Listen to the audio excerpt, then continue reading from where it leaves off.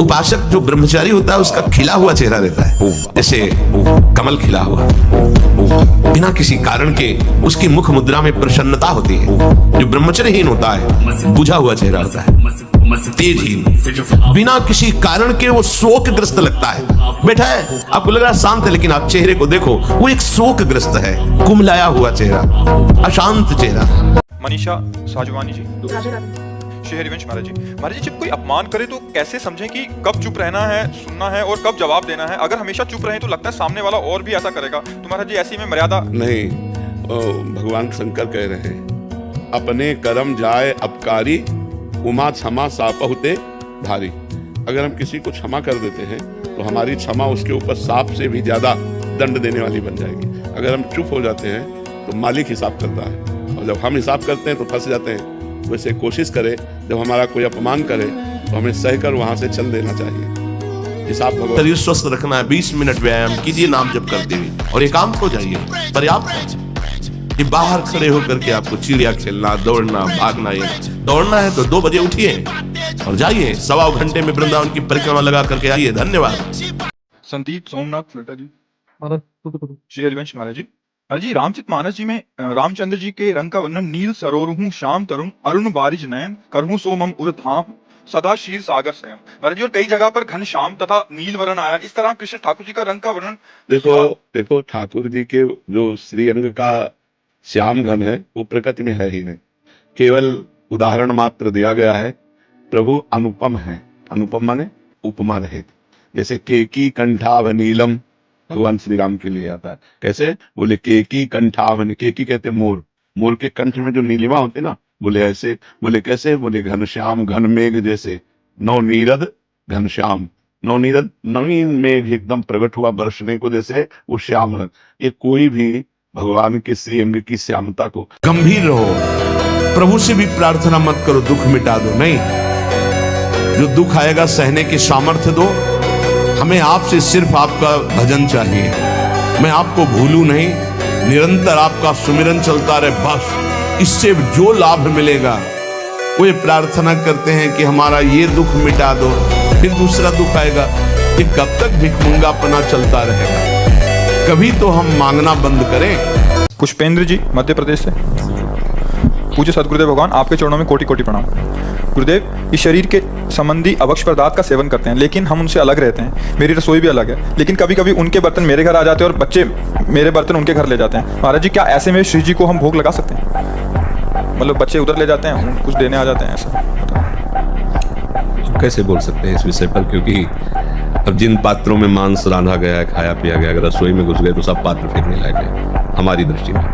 हमारी वैष्णव कैसे भोग उसमें पा सकता है? जब वैष्णव नहीं पा सकता तो वैष्णव के आराध्य देव कैसे पा सकते हैं? ऐसा कैसे हो सकता है? यदि हम भगवत मार्ग के पति के तो ऐसा खिलवाड़ हो सकता है। खिलवाड़ उपासना नहीं हुई, उपासना करने वाला खिलवाड़ नहीं करता। ये बात समझना होगा, इसमें हम कोई भी किसी भी तरह का मतलब छूट नहीं हो सकती। सफलता किसे समझते हो?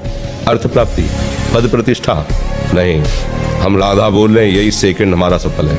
राधा राधा राधा प्रारब्ध के अधीन है संपत्ति और विपत्ति, लेकिन भगवत प्राप्ति प्रारब्ध के अधीन नहीं। अगर हम नाम जप कर रहे हैं, सत्य से चल रहे हैं, तो गालियां भी मिल सकती है, रोटी की भी समस्या आ सकती है, समाज में सम्मान नहीं मिल सकता है, लेकिन भगवान तुम्हारा सम्मान करेंगे। एक मन अन्न अच्छा स्वादिष्ट और बलशाली जब पचा लेते हैं हम, तब एक बार संतान उत्पन्न करने का वो शरीर में आता है, जिसे सप्तम धातु वीर कहते हैं। अभी बच्चे हैं, उनको तो पता है नहीं, उनको तो कुछ ऐसा लगा कि सुख है, बस किए जा रहे हैं और हालत ये हो रही। गांव के नंद महल की मोहरी पे महादेव जी बैठे थे, क्या जाकर गाय के लिए मैया से कह रहे थे कि चरणामृत पिलाओ हमें। बोले ये बाबा, तुमने झगुलिया कही तो हमने दे दिया, अब हम ये नहीं करेंगे कि अपने लाला के चरण धो के तुम्हें दे, पता नहीं कौन सा जादू तुम कर दोगे। नहीं, महादेव जी हंस रहे, हम तो चरणामृत लेके ही जाएंगे। बोले बाबा, हम तो देंगे नहीं, मैया लेके अंदर। अब कभी तो स्नान कराएंगे, तो मोहरी पे बैठे। आज भी वही देखा हो जाता। अरे जिनकी प्रेम कटाक्ष पाने के लिए ऐसे जटाजूट का बवंडर धारण करने वाले, जटा कटा संभ्रम भ्रम निलंबन, ऐसे महान की गंगा जी भूल गई। जटा कटा संभ्रम भ्रमण निलंब निर्जरी विलोलवी चिवल लरी विराजमान मूर्धनि। भूल गई गंगा जी की कहां निकले ऐसी जटा का भवन धारण करने वाले ओढ़नी ओढ़ के, लाली लगा के, नथुनी पहन के, मांग भर के बैठे हुए गोपेश्वर के दर्शन कर लेना जाके। है कोई ऐसा है अरविंदाक्ष जिनकी कटाक्ष पाने के लिए भगवान शिव भी ललचाते हैं? बहुत भ्रमण भी किए ना गंगा किनारे, तो एक जगह मिले तो कई लोग निभा के उनको आए, नई अवस्था थी, वो आते ही ऐसे ऐसे खोपड़ी की एकदम ऐसे ऐसे ऐसे ऐसे ऐसे वो जैसे प्रेत आ जाते ना, शांत बैठे थे। तो इसके बाद जब उन्होंने कहा कि आप डरे तो नहीं हो, उन्होंने कहा, हम चुप रहे, फिर भी बोले हमें कुंडलनी जागृत हुई है तो ये हमारे हो रहा है। महाराज हम भूतेश्वर के चेला हैं, तुम्हारी खोपड़ी हिला ले, तुम डरे? स्मशान में सोते हैं, स्मशान में ही तो, गंगा किनारे स्मशान में ही तो सोते हैं, कुत्ते नोच नोच के खा रहे हैं लाश और वही मस्त पड़े, हमें कोई भय थोड़ी है। आरुषि शर्मा जी, महाराज श्री, संसार में ऐसा बोला जाता है कि संत या बाबा बनना तो बहुत आसान है, असली जीवन तो जिम्मेदारी और ग्रस्त जीवन हम कह रहे हैं संत और बाबा बनना बहुत कठिन है, बड़ी लंबी सांस लेके बोल रहे हैं। तो कोई भी बन सकता है। बन के दिखा, तुम्हें बहादुर समझे।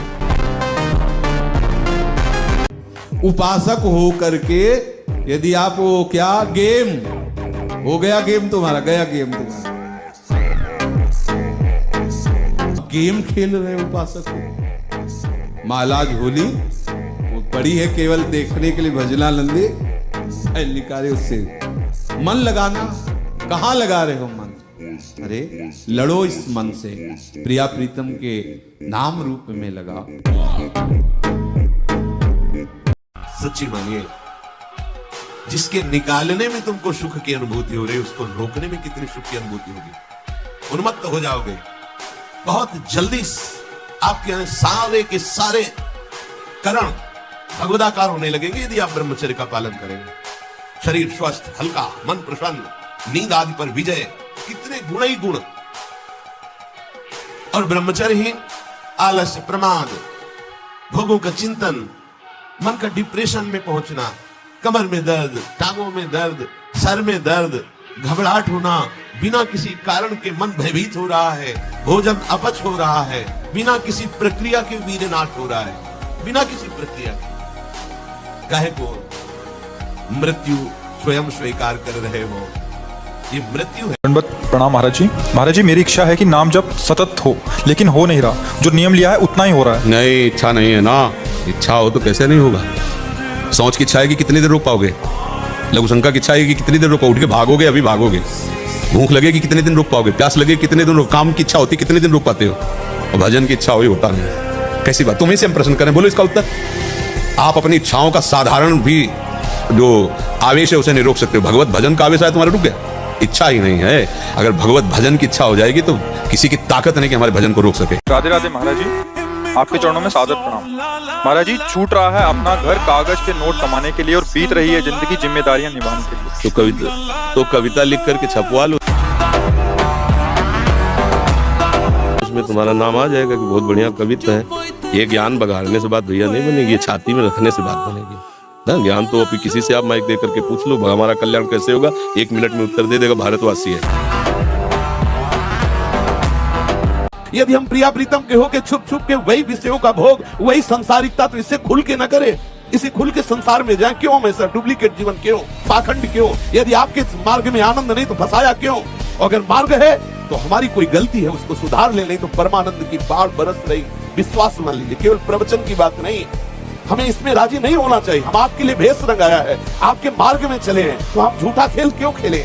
क्यों संसारिकता में विश्राम माने? हम अपने मन को समझाएं और उस रस को देखें और फिर हम लड़ें प्रभु से।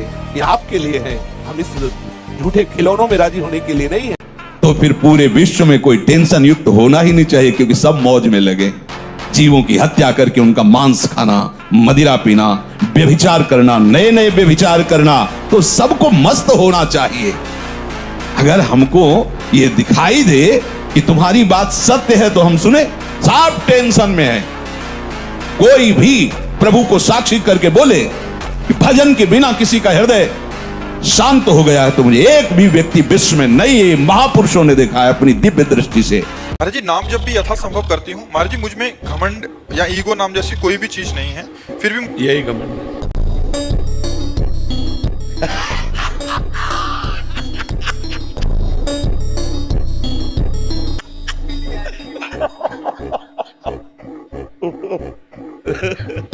मरीज कह रहा है डॉक्टर से मैं बीमार नहीं हूं, डॉक्टर कह रहा तुम बीमार।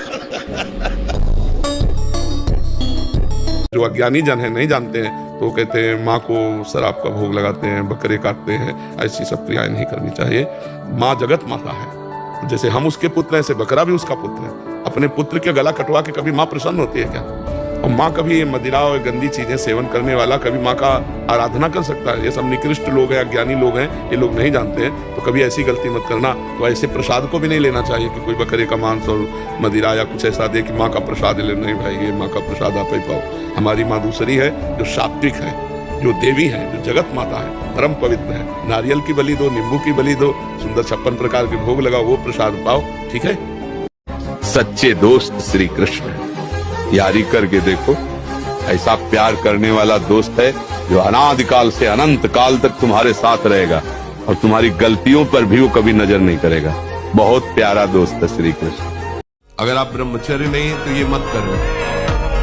इसकी क्षमता केवल ब्रह्मचारी की है। इसे त्राटक क्रिया कहते हैं। इससे मन बहुत जल्दी वश में होता है, बहुत जल्दी। ये बिल्कुल इसका तो देखा है। और ऐसा एकाग्र पुरुष जो संकल्प करेगा वही हो जाएगा, उसकी क्षमता के अनुसार। हाँ, यदि अखंड ब्रह्मचारी वैराग्य मार्ग के पथिक हो तो चूक ना होने पावे प्रार्थना करते हैं। इंद्रियों को शिथिल ना होने देना, मन को शिथिल मत होने देना, नहीं तो ऐसा बंधन ये बांध देते हैं कि बड़े बड़ों को सर झुकाकर चलना पड़ता है। रौंद देती है माया।